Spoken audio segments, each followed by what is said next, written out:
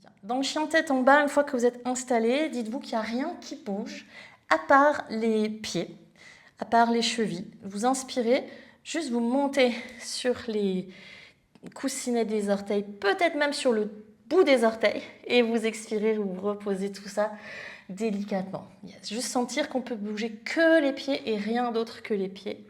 Il n'y a rien d'autre qui bouge. Inspirez. Expirez. Ouais. Bien. Et voyez si ça vous aide à allonger un petit peu l'arrière de vos jambes. Bien sûr, on peut détendre les genoux dans notre chien tête en bas. Essayez d'emmener les aisselles vers le haut et vers l'avant. Relâchez la tête. Avancez le pied droit 5 cm et montez le bassin. Donc pareil, j'avance le pied droit, je monte sur les orteils du pied droit, du coup mon pied gauche il décolle. J'avance le pied gauche, cool, décolle le pied droit. Monte sur les orteils du pied gauche, du poids dans les mains, pause. Yes, encore l'autre côté. Alors là, j'ai les mains trop près de mon pied, je sais que ça ne va pas marcher.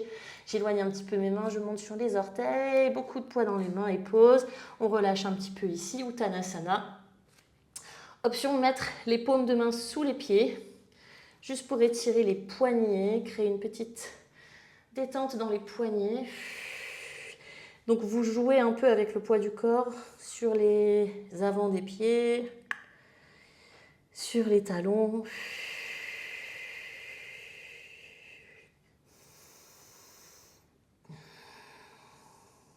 Relâchez les mains. Pliez légèrement dans les genoux, pressez les pieds dans le sol pour dérouler la colonne vertébrale. En général, quand on est tout enroulé comme ça et qu'on se relève, on n'a qu'une seule envie, c'est de lever les bras. Alors faites-le. Ramenez ensuite les mains en face du cœur, Samastiti. Relâchez les bras le long du corps, Tadasana, resserrez un petit peu les pieds. On inspire, bras vers le ciel, les bras passent en V, Urdhva en essayant de garder les côtes absorbées. Expirez, Uttanasana, relâchez la tête dans Uttanasana. Posez les mains à plat, même si elles sont plus loin devant, même si les jambes sont beaucoup fléchies, tendez les bras. D'ici, c'est deux options, soit un petit pas en arrière comme on vient de faire, on monte sur les pointes de pied et on recule un pied après l'autre, soit vous êtes déjà un peu prête à faire des petits jumps, donc je plie les genoux, presque comme si j'allais faire un corbeau finalement. Je ne pense pas à monter mes jambes, je pense à monter mes fesses et mes pieds reculent de 5 cm. Je recule les mains, je plie les genoux, j'avance les épaules au-dessus des mains, je monte mes fesses et ça recule. Et on le fait encore une fois, fesses en l'air et ça recule. La même chose en avant, soit marcher, bien sûr, soit avancer les mains, plier les genoux, fesses en l'air, et cette fois-ci, ça avance. Fesses en l'air, ça fait que 3 sauts. Ouah, fesses en l'air, Malasana, petite pause. Ouais, les bras poussent dans les jambes poussent dans les bras. Levez le bout du nez. Bien. On revient en Uttanasana pour faire le jump vers le Chaturanga. Bien sûr, vous n'êtes pas du tout obligé de sauter. On peut faire un demi-jump. Donc, c'est vraiment la même histoire là, mettre du poids dans les mains, monter les fesses et reculer les pieds. Peut-être que les pieds reculent juste au milieu du tapis. Peut-être que les pieds reculent un peu plus loin derrière. Okay, que je me retrouve dans un espèce de chien tête en bas. Et si je décompose avec mes bras qui se fléchissent au moment où j'atterris, ça devient un espèce de chaturanga, pas forcément très joli d'ailleurs. Hein.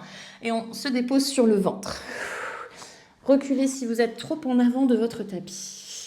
Ok, posez le front sur les mains, tendez la jambe droite, comme si vous vouliez toucher quelque chose derrière vous. Vous allongez la jambe droite, vous la reposez. Vous allongez la jambe gauche, vous la reposez. Glissez les mains au niveau des côtes basses. Décollez le bout du nez, sortez la poitrine légèrement. Commencez à tracter les mains derrière. Tellement que ça tire, ça monte, pouf. Et là, ça pousse le contraire. Chien tête en haut sur les genoux, grande inspiration, le menton recule un peu. Expirez, posture de l'enfer, Child's Pose from Hell, qui monte ensuite en chien tête en bas. Levez la jambe droite vers le ciel en chien tête en bas. Ramenez le pied droit entre les mains. Posez tout de suite le genou gauche. Demi-fente, genou gauche sur le sol. Déroulé de colonne vertébrale, bras qui montent un petit peu en V. Vous vous grandissez, vous allez chercher un peu à votre goût, j'ai envie de dire. Un peu back bend, un peu extension de la hanche gauche. Au contraire, on peut être un peu plus ici. On veut aller chercher un peu plus de corps. C-O-R-E, c'est notre première fente. Donc prenez vraiment des petites variations à volonté, des petits mouvements à volonté. Même des petites inclinaisons. C'est toujours good, les inclinaisons. Bien, on se retrouve en classique. Les bras vers le ciel à l'inspiration. À l'expiration pour Ardha Hanumanasana, crochetez les orteils du pied gauche, balancez les bras derrière vous. Et cette fois-ci, les poignets sont flex, même les doigts, on rentre les pouces et les index. La main gauche un petit peu plus à gauche pour twist. Revenez le poids du corps vers l'avant, levez le bras droit. Commencez déjà à soulever le genou gauche, à déplacer un petit peu le pied droit vers l'extérieur au besoin, bien sûr. Pistol squat, pensez toujours que dans votre pistol squat, ce qui est plus important, c'est de s'éloigner du sol. Ma poitrine s'éloigne du sol, je mets du poids vers l'avant et je passe. Et vous passez pour être plutôt en grande ouverture de hanche, presque comme si on faisait Skandasana. D'ailleurs, vous pouvez faire le petit test de mettre le genou sur le sol, le genou vers le ciel, faire une petite bascule pour voir. Selon votre amplitude, hein, évidemment. Ouais. Et on va chercher un peu de mobilité. Je pousse et je résiste. La tête à droite. La fesse droite qui reste dans le sol. Et le contraire, le bras à l'extérieur de la jambe. Je pousse là aussi, donc ce bras ou la main. Je pousse et je résiste. Ouais, j'ai besoin de mon mur là. Ah, beaucoup mieux. Faut pas avoir peur d'utiliser les accessoires. Ok. Vous allez enrouler cette jambe gauche autour de votre cheville droite. Je ne sais pas si c'est une posture d'ailleurs, mais on s'en fiche. Mon pied droit, il n'a pas bougé, j'ai juste enroulé pour faire un twist à droite, un petit peu plus compressé dans mon twist. Vous inspirez pour ouvrir le petit accordéon à droite, là. Vous expirez pour fermer le petit coin de la hanche gauche. Vous détendez le cou, les yeux. Bien. Revenez au milieu, vous allez poser les deux mains devant, serrez en appui sur votre genou gauche. C'est un peu bizarre, mais ça fonctionne. En appui sur le genou gauche, vous libérez la jambe droite derrière vous. C'est presque un pigeon, donc revenez un petit peu sur votre tapis si vous avez trop bougé. Crochetez bien les 5 orteils du pied droit, on fait un scorpion squat. Vous glissez, donc c'est comme sur un rail, je mets tout mon poids derrière, ça peut être sur les mains, ça peut être sur le bout des doigts. Et je veux que ma jambe droite, elle monte, mais que mon dos reste arrondi d'une certaine manière. Bien, on s'arrête là pour le premier tour. Revenez sur les mains, soulevez le genou gauche. Revenez en chien tête en bas, tout simplement marchez les pieds vers les mains. Ou bien, petit jump, donc pareil, je pense à monter les fesses, pas forcément à monter mes hanches. Donc les deux pieds ensemble pour le jump. Je monte les fesses. Cherche pas l'équilibre, vraiment juste à monter les fesses. Yes, Aline, perfect. Bien, déroulez la colonne, revenez debout. Urdhva Hastasana.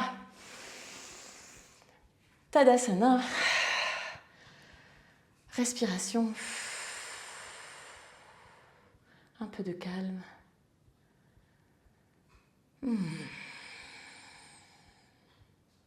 Bien, levez les bras vers le ciel, Urdhva Hastasana. Plongez jusqu'en bas, Uttanasana. Option numéro 1, marchez les pieds vers l'arrière de la salle. Option numéro 2, petit saut. Petit saut. Donc je fais un petit saut de lapin qui recule. Loga, ma doudou. Un petit saut de lapin qui avance. Youhou! Et je reste un petit peu accroupi. Malasana, si possible, les pieds parallèles, un peu de récupération. C'est très intense, hein, les sauts. C'est vraiment très, très, très intense. Mais si on ne les travaille jamais, eh ben, ça ne marche pas. C'est tellement dommage, si seulement ça marchait sans jamais les travailler, ce serait trop cool. Allez, même petit jump to chaturanga. Donc, cherche pas à faire le truc forcément du premier coup, mais à mettre le poids dans les mains, et à chercher derrière, là, et juste plier les bras comme un petit amorti. Ouais, beautiful. Bien, cobra ou votre chien tête en haut, faites votre variation. Child's pose from hell. Et chien tête en bas. Levez la jambe gauche. Ramenez le pied entre les mains. Déposez le genou droit sur le sol, demi-fente. Déroulez de colonne, bras qui passent en V. Petit mouvement, petite touche personnelle. Un peu comme un deuxième warm-up. Tout ce qu'on a besoin de sentir ici.